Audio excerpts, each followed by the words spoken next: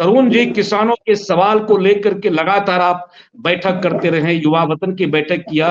पिछले दिनों डब्ल्यूटीओ को लेकर के भी आपने बैठक की। तो जब तक डब्ल्यूटीओ से भारत सरकार बाहर नहीं आएगी, तब तक संभवतः एमएसपी लागू करने में भारत सरकार को बड़ी दिक्कत है। मैं जानना चाहता हूं तरुण जी, आखिर भारत सरकार के सामने में क्या मजबूरी है जो एमएसपी देने में हिचकिचा रही है, और बातें बहुत कर रही है कि आय दुगुनी कर देंगे, झींगा पालन करवाएंगे, मछली पालन करवाएंगे, ऑर्गेनिक खेती करवाएंगे, तमाम प्रकार की बेहतरी की बात यह भी सरकार कर रही है।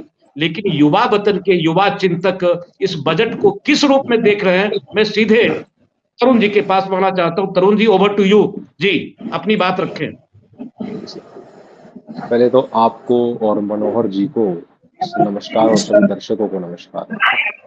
आपने पहला ही जो सवाल रखा वो सबसे महत्वपूर्ण सवाल वर्तमान के दौर का बना हुआ है जी। और डब्ल्यूटीओ की बैठक की जो आपने बात कही और जो एमएसपी का मसला डब्ल्यूटीओ पर आकर अटक जाता है, फंस जाता है, वो बड़ा ही महत्वपूर्ण है।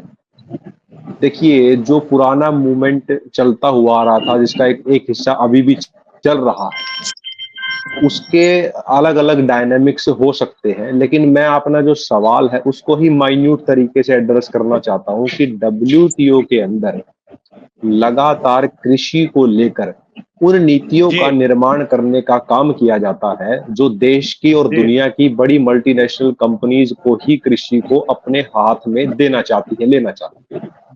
यानी कि सरल भाषा में कहें तो डब्ल्यूटीओ के जरिए कृषि का कॉर्पोरेटाइजेशन करने की जो व्यवस्था है उसको बनाने का काम किया जा रहा है।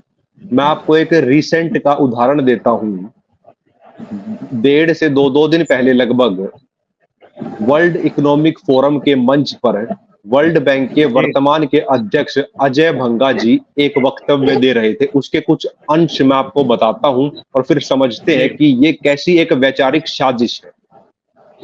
वर्ल्ड इकोनॉमिक फोरम के मंच के ऊपर अजय भंगा जी ये बात कहते हैं कि दुनिया के अंदर जो क्लाइमेट चेंज का एक मसला है उसमें जो धान है उससे और जो डेयरी इंडस्ट्री है उससे, यानी कि दूध का जो पालन होता है, एनिमल हस्बेंड्री जिसको बोलते हैं, उनके कारण जो मीथेन निकल रही है वो बहुत ही चिंता का विषय है। और मीथेन जो है कार्बन डाइऑक्साइड से भी 80 गुना ज्यादा खतरनाक गैस है क्लाइमेट चेंज के मसले को लेकर। इसीलिए उनका सीधे तौर पर यह कहना है कि अगर हमें क्लाइमेट चेंज को डील करना है, उससे इजाद पानी है, उसके सॉल्यूशन ढूंढने हैं, तो हमें इन क्षेत्रों को बंद कर देना होगा।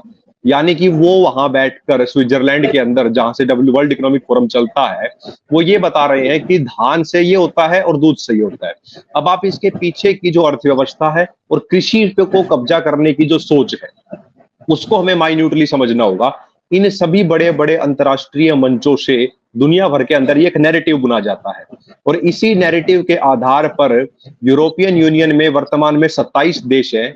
वहां पर यूरोपियन यूनियन क्लाइमेट चेंज को लेकर नई पॉलिसीज लेके आई जिसको लेकर किसान आंदोलित थे। 27 में से लगभग 18 से 20 देशों के अंदर ये किसान सड़कों पर थे क्लाइमेट चेंज की पॉलिसी को लेकर।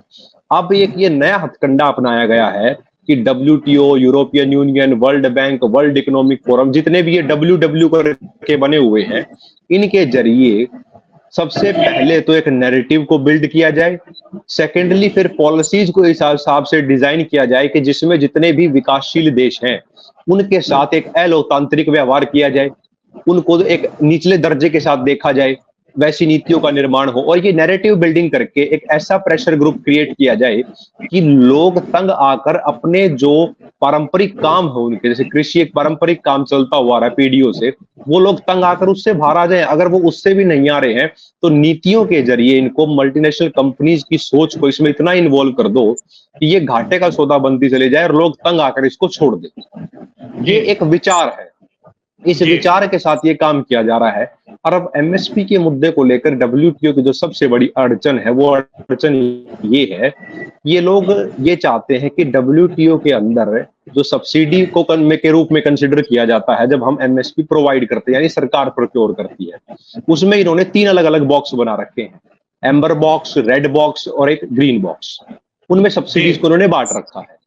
हम जो सब्सिडी देते हैं वो एम्बर बॉश के तहत देते हैं, जिसमें ये कंडीशन लगाई हुई है कि टोटल जो प्रोडक्शन हुई है उसका जो अमाउंट बनता है उसके 10% को ही आप एमएसपी पे प्रोक्योर कर सकते हैं। जिस देश की आबादी यानी कि हमारे देश की आबादी आज भी 55 से 60% आबादी इस क्षेत्र से जुड़ी हुई है, अगर उस क्षेत्र के लोगों को हम 10% के ही प्रोक्योरमेंट करेंगे तो स्वाभाविक है कि कृषि घाटे का सौदा नीतिगत रूप से बनाया जाएगा।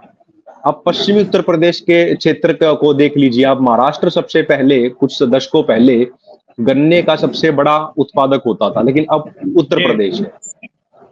उत्तर प्रदेश में जो इस गन्ने की जो कीमतें दी जाती है उसको एफआरपी बोला जाता है। अब सरकार जो एफआरपी, हालांकि उसकी पेमेंट्स बहुत पेंडिंग है, वो एक अलग विषय है, मैं अभी उस पर नहीं जा रहा, लेकिन एफआरपी जो सरकार देती है उसके विरोध में डब्ल्यूटीओ के अंदर अमेरिका ने हमारे खिलाफ केस कर रखा है कि ये क्यों देते हैं। और ये जो सोच है उस सोच के पीछे के कारण भी समझने होंगे। वर्तमान के अंदर महाराष्ट्र के अंदर दूध का एक मूवमेंट चल रहा है कि दूध का प्राइस बढ़ाया जाए, जो सरकार ने। और उसी समय पर जब हमारे यहाँ पर दूध की प्रॉपर प्रोड्यूस हो रहा है, उसी के पैरेलल ये कंपनियां दूध का जो पाउडर है वो हमारे देश में डाल रही हैं। और दुर्भाग्य की बात ये है और विडंबना ये है, हमारी सरकार भी उस दूध के पाउडर के निर्यात की सुविधाएं दे रही है, यानी कि इंपोर्ट ड्यूटीज को घटा रही है कि वो और ज्यादा है। भाई आप जानबूझकर किसी चीज की सप्लाई को इंक्रीज कर रहे हैं तो स्वाभाविक है कि लोकल लोगों को दाम नहीं मिलेगा। सेम चीज G20 के समय हिमाचल प्रदेश और जम्मू कश्मीर के अंदर जो सेब के किसान हैं उनके साथ हुई।